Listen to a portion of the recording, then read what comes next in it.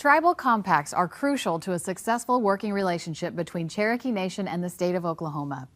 Osio Nagad, Jennifer Lauren Daguadom. Hello everyone, I'm Jennifer Lauren, Cherokee Nation citizen and host of Osio, Voices of the Cherokee People, and Senior Director of Cherokee Film. Welcome to Chalagi, wherever we are. Car tags, law enforcement, fish and wildlife, casinos, and other compacts help each of us to maintain safety, access to services, and they provide shared funding that is vital to our reservation and the state as a whole. And today we will learn more about Cherokee Nation's recent car tag compact with the state of Oklahoma. We'll start today's show with remarks from Principal Chief of the Cherokee Nation, Chuck Hoskin Jr. Then Chief Hoskin will join Attorney General Chad Harsha and me to discuss what it takes for the tribe to make compacts and what this new compact means for our citizens. After that, we will see an interview led by Deputy Chief Bryan Warner with at-large tribal councilman Johnny Jack Kidwell. And finally, we are excited to have Tommy Wildcat back in the studio. And now it is my pleasure to introduce my friend and Principal Chief Chuck Hoskin Jr. for his remarks.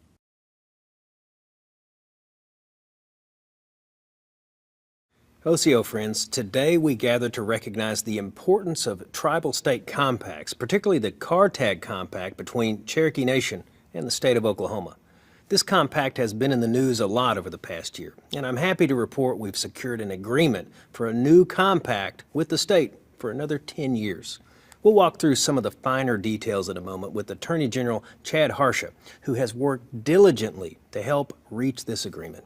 As Cherokees, we stood our ground on this issue and never wavered in defending our sovereignty, our right to issue tags, and to protect tribal tags for at-large Cherokees across the state. Our compact is unique to the Cherokee Nation and tied to our decades of compacting history with the state of Oklahoma, a history that should be respected now and in the future. Under this new compact, every one of our citizens living in Oklahoma will be able to proudly display our nation's car tag regardless of where they live, on or off the reservation. The act of compacting is a fundamental expression of the Cherokee Nation's sovereignty and an exercise in self-determination for our people. It's a win-win collaboration and a testament to the mutual respect between governments. Without a doubt, our car tag compact agreement is one of our proudest accomplishments.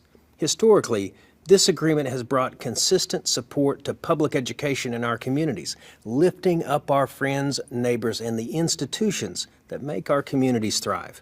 Last year alone, Cherokee Nation was able to distribute $8 million from car tag revenue to 107 school districts. By pooling resources and aligning our efforts, we create programs that reflect the needs of both Cherokee citizens and our neighboring communities. The success of the Car Tag Compact demonstrates the power of respectful partnerships, and it stands as a shining example of what we can achieve together. And the Cherokee Nation has thrived when we operate effectively and deliver positive impact to the region. We're fostering economic growth and enhancing community well-being across the reservation and for Cherokee families statewide. We remain ready to work with all partners, and we believe in a future where such collaborations continue to uplift all Oklahomans. Together, we're paving the way for a brighter future. Wado. Osio Chief Hoskin, Attorney General Harsha, thank you so much for joining me today to explain to our viewers a little bit or a lot more about this new compact. And congratulations on an arduous negotiation process.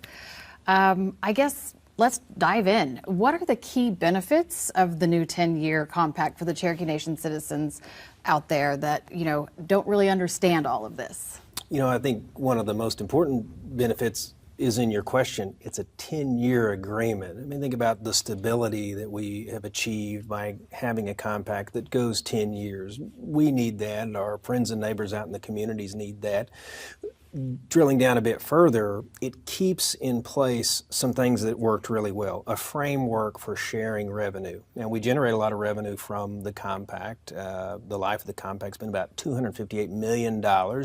And people know where this money goes at this point because they live and work and send their kids to school in Cherokee Nation communities across the reservation. That means the schools have gotten money. They'll continue to get money. That means that roads and bridges get improved because revenues flowing from the Cherokee Nation to road departments. It means law enforcement agencies, which really do need a lot of help, will continue to get the help that they've received in the past 20 years in this new 10-year agreement. So those are some major aspects of it. But I think significantly, we protected at-large Cherokees that live in Oklahoma. Now, it takes some understanding of this part of our sovereign authority to issue tags and titles. We can issue tags and titles within the reservation. We have a right to do that. We can't outside the reservation. But under the compact, as it has existed for, correct me if I'm wrong, about maybe 10 years we've been doing at-large tags. We've been able to do that because of an agreement. That was in jeopardy, and Attorney General Harsha was on the front lines of negotiating that, and he knows firsthand how fragile that part of the agreement was, but we protected at-large Cherokees because they can continue to enjoy access to tags and titles. There are some other elements of this agreement that are, frankly, in the nature of concessions, and we could talk more about that. But those major elements, a 10-year agreement, a framework for sharing revenue, protected at-large Cherokees, those are the things that I'm most proud of in terms of the Attorney General's work. And what were some of the specific challenges that came up during the negotiations, and how were you able to push through and finalize the compact? You know, intergovernmental agreements like this are pretty delicate.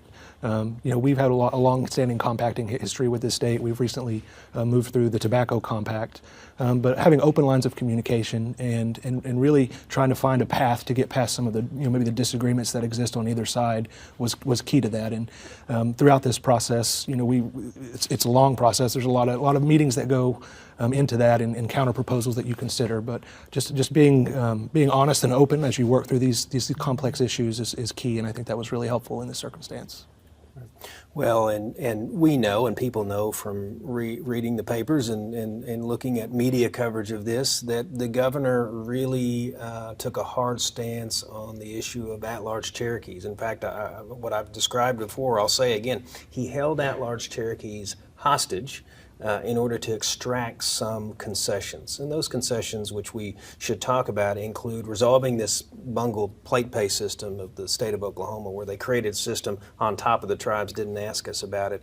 We've helped them fix that. There's an amount of debt that some Cherokees who didn't pay their tolls owe, and the state can't collect. We resolved that with the payment to the state, but we had to keep our focus on what do we want out of this. We want to protect at-large Cherokees, which the governor, again, was holding hostage, and we want to make sure this system that works for communities, schools, and roads, and bridges, and law enforcement stays in place. And so really, I think, overcoming our understandable reluctance to concede anything to Governor Stitt is something we had to focus on for the greater good, and I just feel good that we've achieved that. Absolutely. So tell us about the long and winding process of where we started with the state and Governor Stitt, and then where did we officially land? Yeah, so initially when we started the compact conversation, there was quite a bit of distance between the Cherokee Nation and the state in terms of what a compact should look like going forward.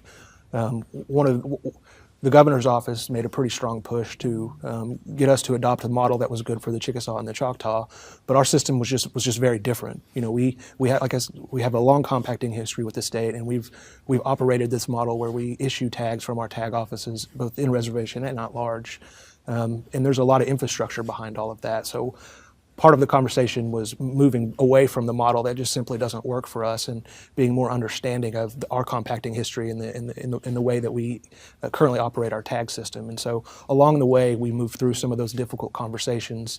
There was, as you know, a lot of interest in the media, and I know Cherokee citizens, where there was a lot of outreach on all sides of folks who were interested in wanting to get to a path of resolution on this. And so I think along the way, as we worked through some of those more complicated issues, we were able to get there, and I'm happy to see this result. Yeah, it was an important issue. I know people were pretty fired up about it. They were. We had to strike a balance in terms of how we approached this through this long, winding road. I never wanted to negotiate in the media, and we resisted doing that. Governor Stitt was in the media a lot.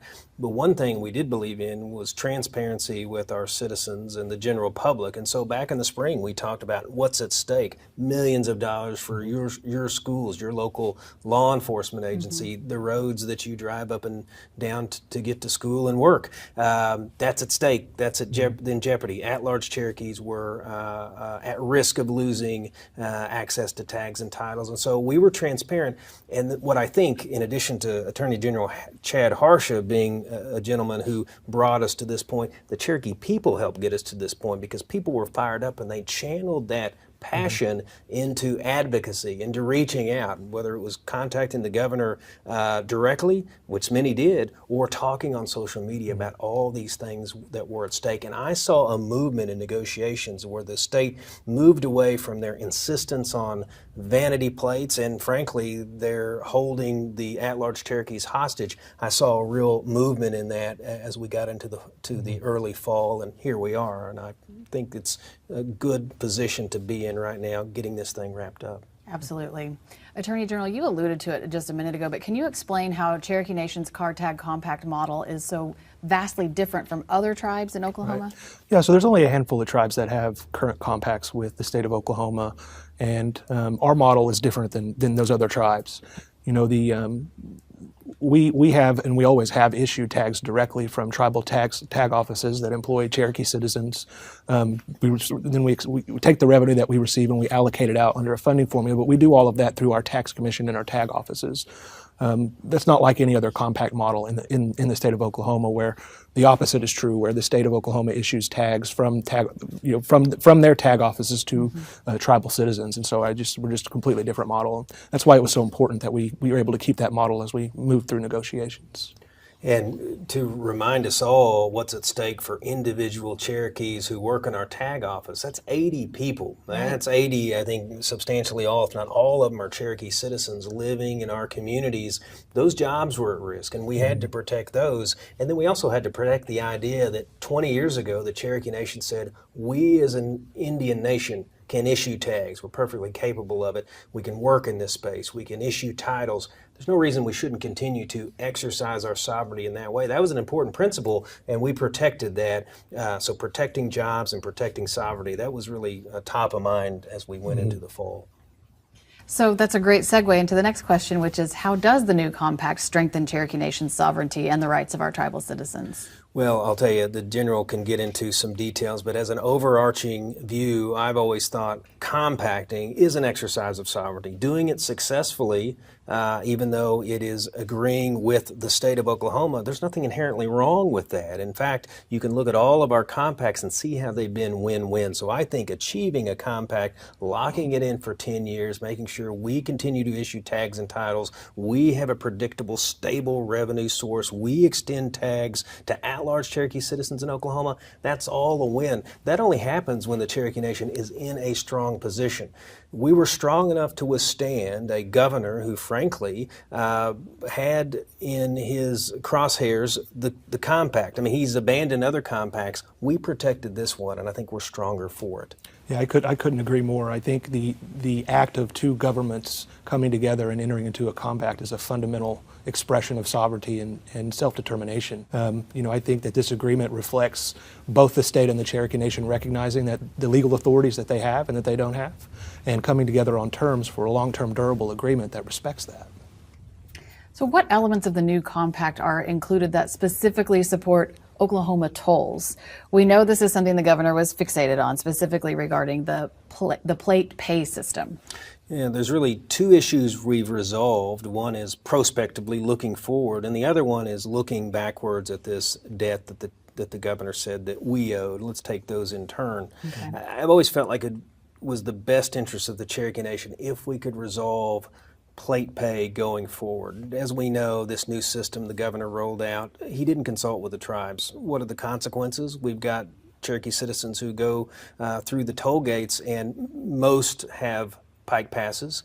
perhaps most, but a great deal of them do. The vast majority, like all citizens, pay their tolls, but to the extent there was some problem, they didn't pay the toll or something didn't go right through the toll gate, the information sharing behind the scenes couldn't happen between the entity in the state that we agree can share and have our tag data, I'm talking about the law enforcement system, and the Turnpike Authority. Well, the state didn't think of that, and they should have thought of that. When you don't think of tribes, things like this happen. So we resolve that going forward. Thought that was important because I don't think we want to be in a situation in which we continue to have a system that doesn't work for everybody. I mean, look, taxes and tolls aren't everybody's favorite thing to pay, but it's part of how we support a system of highways, and in this case, major interstate highways in the state. So going forward, there won't be an issue with that sharing of data. But here's what could have happened. The state could have just passed a law and imposed this on top of it. They could have done it. We did it on our terms, and that's the other significant thing. You want to have control over a situation, not have the legislature impose it upon you. Now, Absolutely.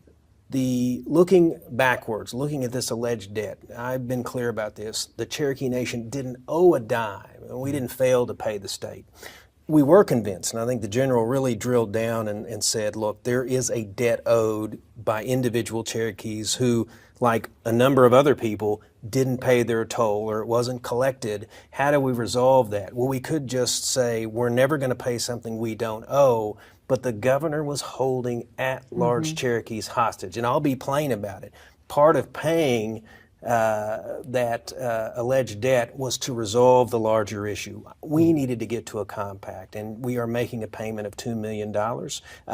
Again, I could say all day long we don't owe it, and I would be sitting here telling you we don't have an agreement, because it was the only way we could get an agreement, I'm convinced. And the general, of course, was on the front lines having to talk about this issue with his state counterpart. Yeah, and I think it's important to remember that the compact that we have in place started before the plate-pay system was ever imagined by the state. And so we've always been in compliance with the terms of our compact and the way that we share information. And I think the new compact is a perfect vehicle for us to update the way that we interact on those specific items moving forward over the next 10 years. So speaking of the future, how will funds flow back and forth from the state and the Cherokee Nation under the new model? Well, the general is well versed in that, but I want everyone to know that to me, the most important thing is this framework is the same. I mean, it's very important whether you're a chief or whether you're somebody out in the communities that you know that your school is going to continue to get a check so that they can make up for some shortfalls that happen from time to time, or they can purchase the equipment for that robotics program, or fix something that would have otherwise been deferred maintenance, a rough sidewalk, things of that nature, safety issues. So that stays in place. Your local law enforcement agency, which has received revenue to, again, close gaps in their budgets, that'll continue to happen. Roads and bridges, which our council members, our legislative branch, is busy about the work every month, making sure that roads, particularly in rural areas that really need it, get funding to get improvements, get pavements, fix bridges.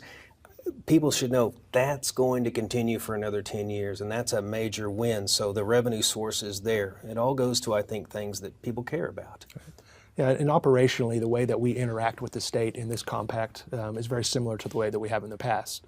We do collect revenue in reservation and allocate it, as Chief's indicated, to the funding sources that the buckets that we have committed for those projects, and then we communicate regularly with the state for at-large tags, where we handle the remittance that come back for the various purposes. So I think it's going to, operationally from the government side, I think it's going to look a lot like it has in the past. Yeah, and I will add, if people have been paying attention, you've seen in the headlines whenever we're helping to fund, schools, or we have those presentations to those schools and how meaningful it is. So to know that that will continue is really great. So can you explain the timeline and modification for those adjacent counties that we service with tag access under the new agreement? Well, this was an important issue. In fact, at one point, General, it looked like the state was never going to budge from their position that the special treatment of these contiguous counties, that includes Tulsa County and Muskogee County, by the way, there was a hard line. That wasn't going to go on. We negotiated a 4-year extension beyond the beginning of this compact so that we have a transition period. Why is that important?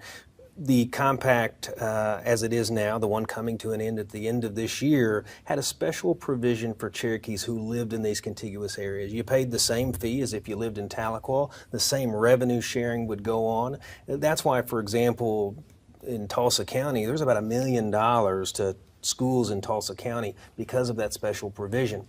That changes. It does come to an end after 4 years, but we did protect it for 4 years. So if you have a special tag and title now, you keep it and it goes for 4 years. After that, though, you still have access to the at-large system of tags and titles, which is available to Cherokees living anywhere in the state. I'm proud of the General for helping us stand our ground on that. We knew we probably weren't going to hang on to it, but protecting for a 4-year period is going to be a meaningful transition. Yeah, and absolutely. And I think one of the things that's most important is that we continue to have access for at-large citizens to receive Cherokee Nation tags from our tag offices or under the new compact with the flexibility of going to a state tag office if they choose. Mm-hmm. And so that was a complicated piece of the conversation, with respect to the nation and the state. But overall, I think we landed in a very good place where we continue to operate with at-large tags.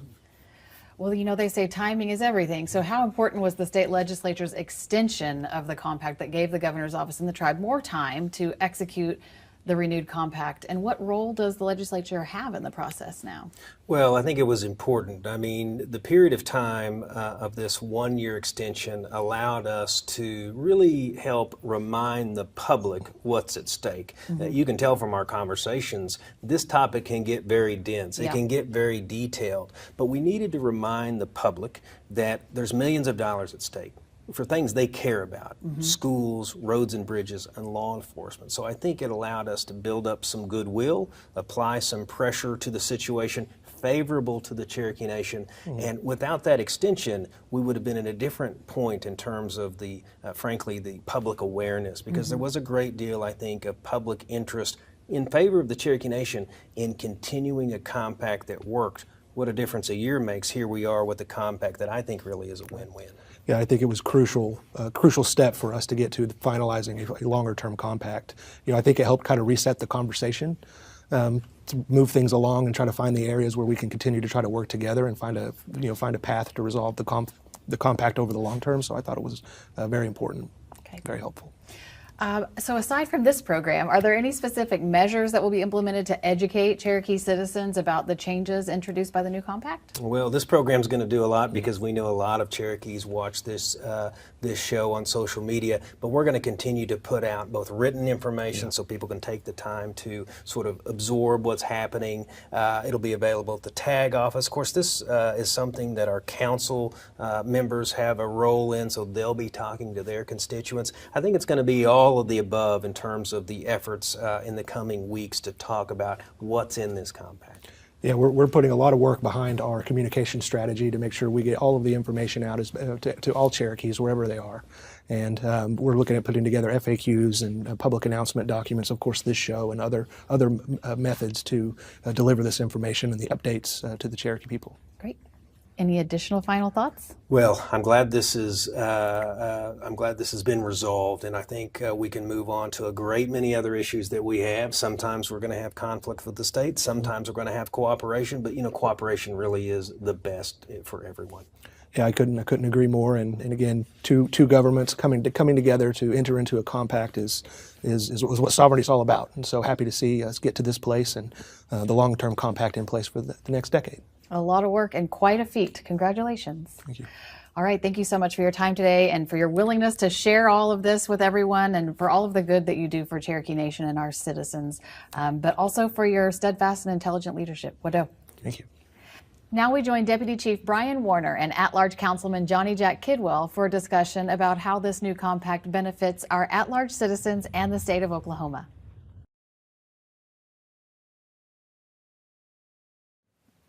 Thanks, Jen. I'm here today with Tribal Council member Johnny Jack Kidwell, also our new Secretary of the Tribal Council. Councilman Kidwell, thank you for being here. And before we get started with all these questions about something that is really important, the car tag compacting issue, and we're going to talk a lot about that with the at-large citizens, but I want to say thank you, sir, for your service to our nation.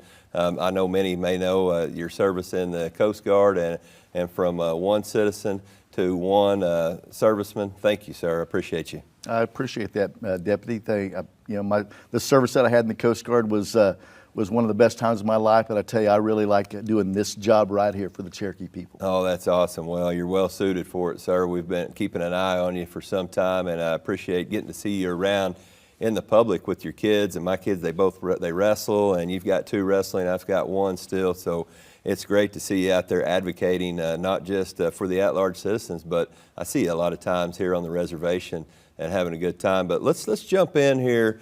Tell me a little bit and tell the audience a little bit about the value that the at-large citizens see in having a Cherokee car tag. Yeah, I get many calls about the car tags in general and the negotiation process and how all that went. And most of the people that I talk to, and including myself, and I would relate it to, since you mentioned being a veteran earlier, I would relate it to esprit de corps, right? Being part of something that's bigger than yourself. Right. And that's really what at-large citizens want and enjoy. Yeah, there are some financial benefits in there, and there's some financial benefit back to the tribe. But for the most part, Cherokee citizens want that car tag so they can show that they are a Cherokee citizen and that they are a member of the tribe. And I think that's important for them. Well, that's a good point. And, we know the Cherokee Nation Compact has generated funding for many, many vital services since its inception in 2002. But now that we have a new agreement, how do we see that evolving over time? Well, the monetary aspect of it is not going to have any major changes in the short term. We're still going to be able to help out police departments and roads and schools, and we're still going to be doing many of those things. We're going to be able to collect money, though, from a greater pool of people. As you well know, Deputy, there's about 150,000 at-large Cherokee Nation citizens in Oklahoma.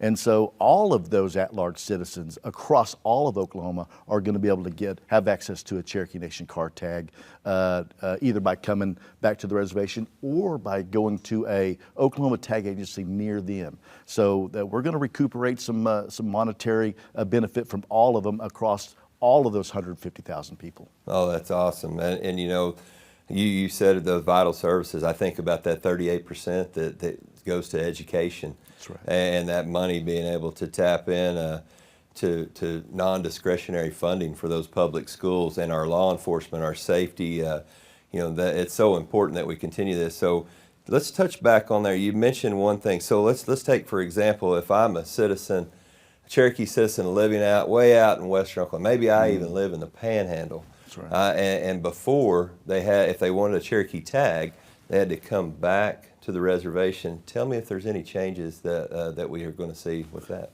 Well, for that Cherokee citizen that lives in the Panhandle who wants to come back to the reservation and get a car tag, they can still do that, right? They have that option. Right. The great thing about this compact is that at-large citizens are going to have 2 options. They can come back to the reservation and get that car tag, or they can get a car tag at their local tag agency that is indistinguishable from the car tag that we receive here on the reservation land. So they can do either one. So that citizen living in Lawton, he can drive back to Coosa if he wants, or he can go right down there to their tag agency right there in town and get a Cherokee Nation car tag. Oh, that's excellent. And many of we were talking about support. Do you see any changes come along when we're talking about for our public education, our law enforcement, roads, infrastructure, all of those things? Do we see any changes in that? Not in the near term. Okay. We're still going to be able to support those school districts that we've supported in the past in the manner of which we have supported them. In the future, there will be some modifications as funding comes in and we realize what we can and can't do with different pots of money. But in the short term, no, we'll be able to do the same thing that we've always done. Well, and I know you've been an advocate for at-large citizens along with Dr. Coates. I mean, you guys have done a fabulous job. I also know, too, that Councilman Kidwell is an advocate for our Cherokee Nation employees. Can you tell me about the importance of being able to keep this compact whole, and the fact that we can run our own tax commission, we have a base of employees there. How important is that to you as a councilman? It's extremely important. What people really, I get many calls about this, and what people really don't understand that kind of centered for us as a council and you as the executive branch around that compact was the fact that we have our own infrastructure, our own tag agencies. We're the only tribe that has all this. We have 80 to 100 people hired to do this job. And it was great that we can keep those people employed. We keep the infrastructure in place that we have to be able to issue those car tags throughout the reservation.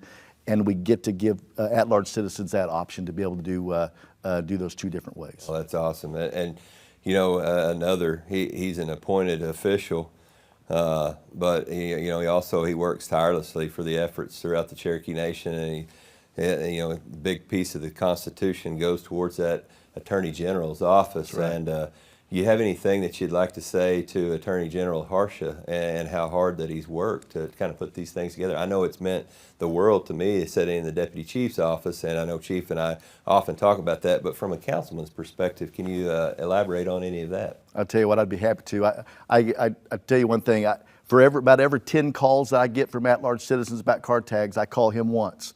So I've called him probably no less than 30 or 40 times. So that tells you how many people have been calling me.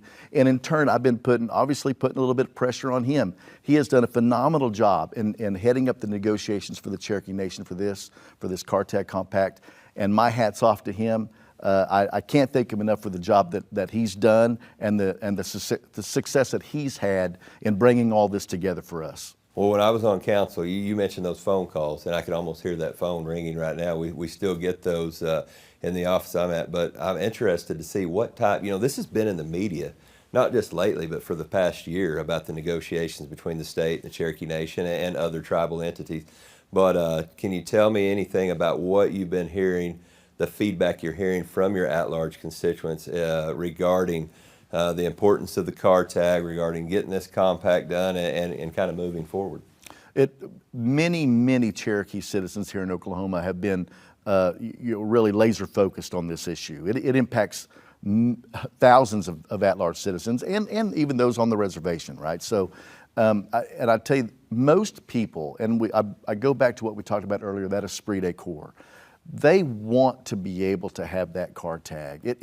It's something that has a value to them that is hard to explain. And even myself and yourself, you got those tags on your car. I love to be able to drive through Texas, recently through Georgia, recently to New Orleans, and have that Cherokee Nation car tag on my car because it shows people that we are still here, we are still vibrant, we are still growing, and that matters to me. And it matters to me that we're able to show that to everyone else around there when we're sitting in line at the stoplight or whether we're driving through the interstate through Texas. It does make you proud. I mean, just driving through my neck of the woods down in Sequoyah County and Salsaw, or even all over, when your car passes you, you can't help but what kind of tag they got, where are they from, and that's something that started with me as a kid. We'd be on the interstate running racehorses across the country, and it does give you a sense of pride when you see, you may be on a long stretch of highway headed to Albuquerque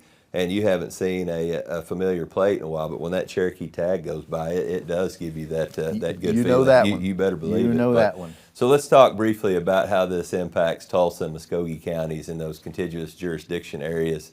Yeah. How will this compact impact funding in those areas? Yeah, and I know that we all put a little bit of pressure on Chad, Attorney General Harsha, to ensure that we're able to take care of those counties the way that we always have. And in the near term, there's going to be no change. We're going to be able to help out those school districts and those and everything that we've done in the past. Now, as I said before, in the future, there will be some modifications when we see the numbers come in and how the pockets of money work out and how this compact really comes to fruition in the future. But in the short term, those counties and those districts, they'll see no change. Kind of a grandfather period in there. It is. There will be. There'll be a grandfather period in there. You bet. Well, we're kind of winding up, but I've got one. I always do this, Councilman. I come up with more questions than I know what to do with. But, sovereignty often comes up when we talk about compacting. And sovereignty is only strongest when it's being exercised. And do you see this being able to come together with the state or the feds or whatever entity it may be, and to compact something? How do you feel about that in exercising your tribal sovereignty? I think it's paramount. I think being able to come together with the state with this compact is a true exercise of our tribal sovereignty. This is the way it's supposed to work. Right? This is what we're supposed to be doing. And here's something that I tell every at-large citizen that calls me. It isn't an either-or proposition. It's not that you can be a proud Oklahoman or a proud Cherokee citizen. We get to be both. I'm a proud Oklahoman, and I'm a proud Cherokee Nation citizen, and we should all feel that way, and we all do for the most part. And this is one of those ways that we can bring everything together, and it's a win-win for everyone. Well, Councilman, thank you for taking some time today to visit. I know it's important to our audience out there, all of our Cherokee citizens, wherever we are in today's time. And thank you for your service on the council, and no doubt about it, thank you for your service to our country during your time with the Coast Guard, sir. I appreciate you, Deputy, and I want to thank you for your leadership as well. I appreciate that. You're somebody I admire and I look up to, and I appreciate everything that you do. Thank you. Well, I want to say thank you to everyone that is listening. And Jen, now it's back to you. Wado. All right. Well, this episode heard some passionate conversations and the weight of the tasks required to work with outside agencies for the greater good of all. Wado to Principal Chief Chuck Hoskin Jr., Deputy Chief Warner, Attorney General Chad Harsha, Councilman Kidwell, we appreciate your wisdom and strong leadership and for your time today. Finally, we welcome back Tommy Wildcat to wrap up our show. Take it away, Tommy.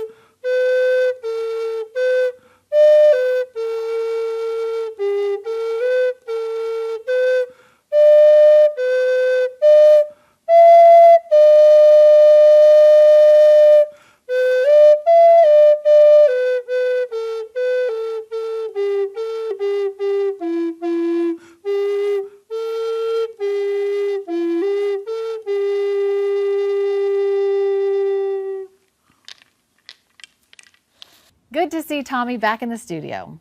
Well, folks, that's our show. Thank you so much for joining us again to listen in on these important conversations. We will have an all-new show next month, and we look forward to welcoming each of you back at that time. Cherokees have no word for goodbye. We say, do-da-da-go hunt-y. Until we see each other again, wado.